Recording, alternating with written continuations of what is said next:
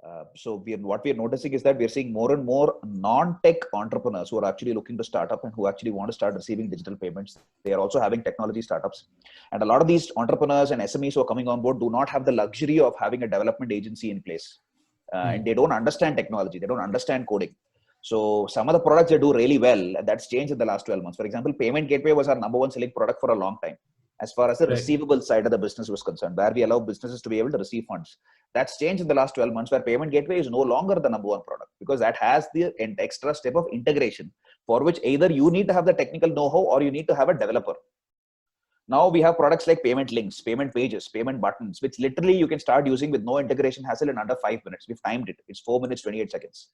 And even if you don't know anything about coding, you can start using it. Which has really democratized access to digital payments to a large extent. So even if there is no prerequisite saying that you need to know this or you need to have this for you to start receiving digital payments. Even if you don't have an e-commerce website, you can still start receiving. You can still start setting up an online store and start receiving payments using a payments page kind of a product.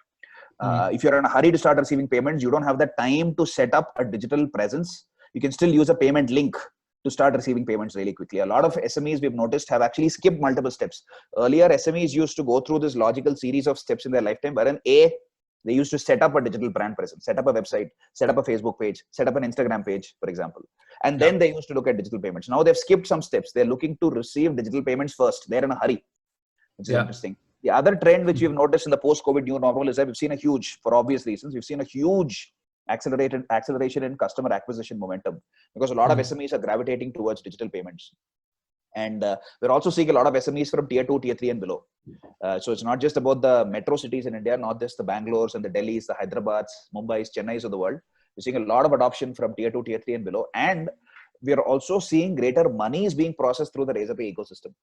So this proves that a lot of SMEs coming on board are not flaky fly-by-night operators, but these are businesses with strong business fundamentals in place, which again is very interesting, with strong product market fit, for their products, which is in place, which is interesting.